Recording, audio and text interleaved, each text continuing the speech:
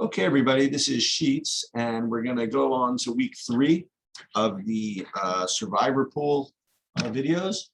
For those of you who were following along, last week we were extremely heavy on Green Bay, and fortunately, I was out for the first half, and I missed what was quite kind of a nerve-wracking first half for Green Bay, but they came on and slaughtered it in the second half.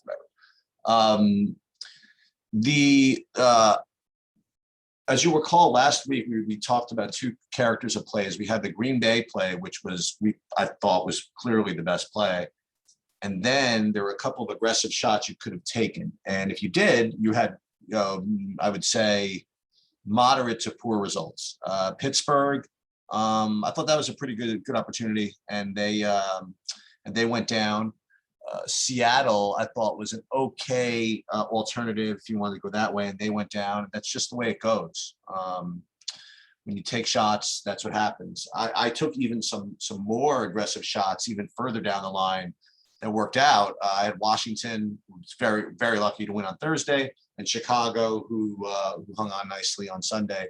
And those are very aggressive plays. And you want to make those maybe in pools where you have, multiple picks later on, you have a zillion people in it. And, that's, again, goes back to what type of pool are you in.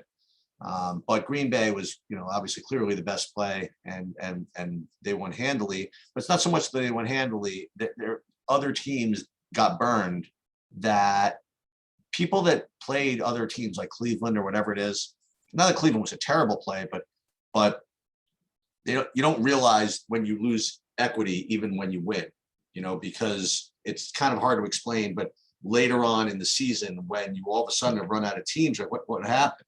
You lost equity early, but you just didn't know it. Anyway, off to a really, really nice start. Hope you guys are doing well in your pools as well. And let's just go on to week number 3. And again, I apologize for this, but I am going to continue to give a summary of what's important each week, just in case people are, just new. And even if they're not, I think it's important to continue to pound on that. For your good survivor picks, you want to have a combination of good immediate EV and a lack of future value. That is, good EV means a good combination of strong winning chances as implied by Vegas odds, not by your own opinions, but by Vegas odds. And also, you want to also try to get a team that you're not going to want to use in the future. Okay. And whether that's because they have no good opportunities in the future, or because in the future, maybe a team does have good opportunities, but they're going to be so high owned that you're not going to want to use them then either. And that's kind of an advanced way of looking at future value. And again, I promise that when we get later on, you'll see how that kind of plays out. And I will explain that in a little more detail. So again, we have the grid up here, and let's just kind of take a look, and you'll see that if you just rank the teams by EV, it's pretty spread out among this first 1, 2, 3, 4, 5, 6, 7, 8 teams. First thing I would tell you, by the way, is the source I'm using for popularity. I'm having it set to average. And what this does is average the Yahoo pools, the Run Your Pool pools, and the Office Football Pool pools. Office Football Pool is usually the closest, but especially when you're dealing with pools with a lot of people in it. So if you want, you could actually change average to Office Football Pool and be in kind of good shape. But either way, it is very, very similar, the results. And you do have kind of a spread out among these 8 teams. So just to kind of read off who those are, Carolina, Baltimore, Buffalo, Cleveland, Denver, KC, Arizona, and Tennessee, all are playable from an EV perspective. But all EV plays are created differently. And as hopefully you can see by now, one team I think sort of stands out as a strongest play. I think that would be Carolina, because even though they have a very, very small EV advantage, you'll see that they have almost no future value whatsoever. Okay. And, the question is, and this is always a tough question, how much better of a play does it make them?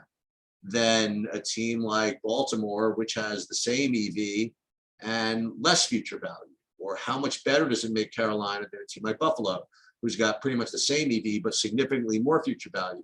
How much better does it make them than Cleveland or Denver, who has just a little worse EV and has a little bit more future value? And unfortunately, there's no complete answer to that, you know? But I will say that that Carolina does rate to be the best, okay?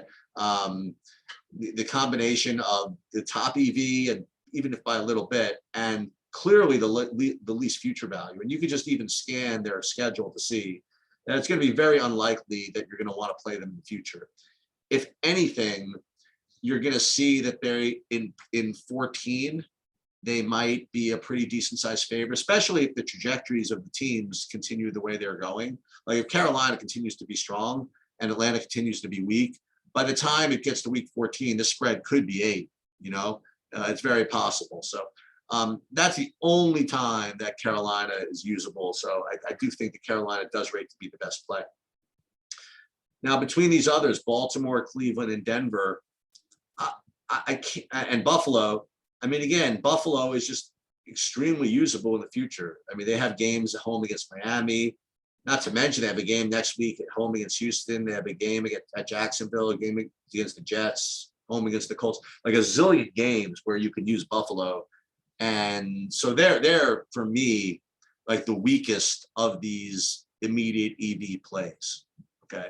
So if you did want to play a bunch of teams, you know, I really think Buffalo would rank at the bottom of the EV teams by a decent amount.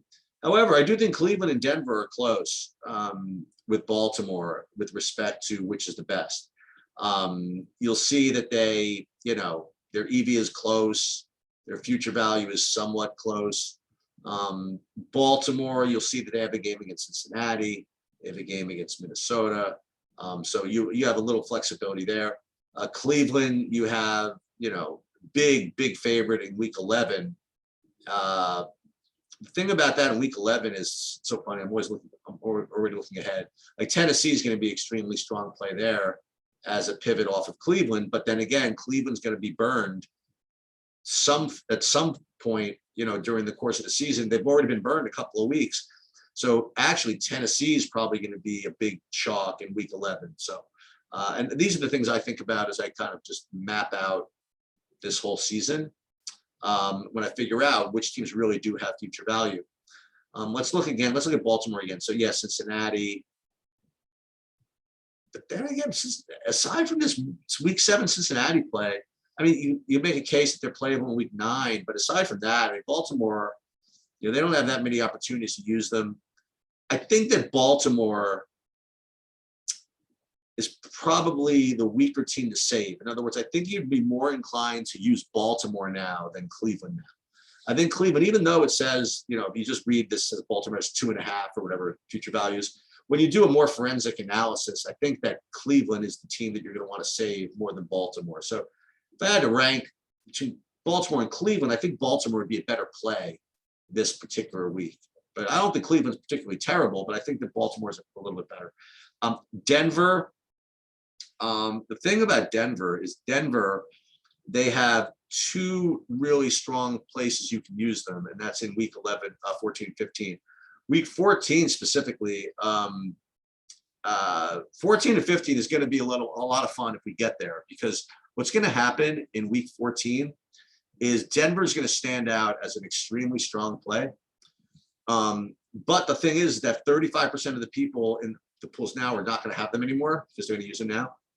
So everybody else is probably going to be on Denver. And if you can hold them another week and play them in 15, where you're going to be literally 0% owned, then you're kind of in good shape.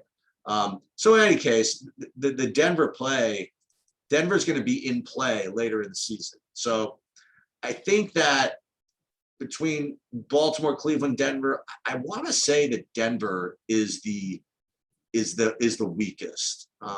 You know, they're 35% owned, but even though they're 35% owned, they certainly have the best winning chances. That's about 85%.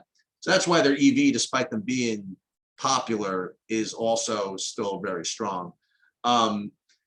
but I do think that given that dynamic of week 14 and 15, I think that Denver is more of a team you're going to want to save. So I would probably, if I were going to rank those top 5, I'd say Carolina the best, then Baltimore, then Cleveland and Denver. I would say it's significantly worse than Baltimore. It's hard for me to say significantly worse, so I would say moderately worse, if that helps. And then Buffalo, I think, is the weakest play this week due to their future value. And just to kind of finish out these lower EV plays, Kansas City, I mean, you could always use them. They're a team you want to save. These other ones are interesting. So Arizona, I actually think is not as bad as at first thought. Like they're very, very close to EV. And I think that look, they have a couple of good spots you could use them. They're playing in week 7. They're against Houston. And they're going to be really, they'd be a really, really powerful option. So that is one place you're going to want to save them. Another time, though, is maybe week 10 against Carolina. But, I don't know. Assuming their trajectories or whatever, Carolina could be not bad. I don't know if you're going to want to play Arizona there. You have week 15, the keep streaming against Detroit deal where you could have Arizona alive for that. So that's another opportunity. So I think that there are 2 very, very legitimate places to play Arizona. So how do you rank that? How do you rank Arizona relative to these others? Think that if you're in multiple pools and you have multiple entries, I think that you're going to want to sprinkle some Arizona probably. Certainly more than Kansas City, certainly more than Buffalo. And Tennessee, the reason why I wouldn't want to play them again is they have just 2 extremely strong spots, like week 11, week 14. But as I mentioned, week 11, it's possible that Tennessee becomes really chalky, So maybe Tennessee is going to be more of a team you want to save till week 14. So you have that same, you have that same dynamic with Denver, where I think you're going to want to save Tennessee for some funny business a little bit later. So anybody else up here? No, everybody else is way too risky as far as EV goes. So what do we got? I think we do have legitimately 8 teams in play. Now, I'm going to say that I don't want to say Tennessee's in play. I wouldn't play them, and I wouldn't play Buffalo. So I think Carolina and Kansas City. I would say Carolina, Baltimore, Cleveland, Denver, and Zona are all somewhat in play. And, I'm glad I'm talking this out because talking this out, I'm kind of confident in my rankings here. I think that mathematically Carolina is the best. Baltimore slightly, I would say worse, but, still strong in second. And then I guess, not to be a wimp, but I would say Cleveland, Denver, Arizona, probably a statistical tie. So again, these are not predictions of who's going to win. You want predictions of who's going to win? Here, look, this is who's going to win. I think Denver's going to win 83% of the time. I think Carolina's going to win 77% of the time. You know what I'm saying? Like, this is not my business. I'm not particularly adept at beating the Vegas odds. All I can do is interpret them in a way that makes sense for survivor pools. Okay, that's about it. Good luck here in week 3. And that'll do it.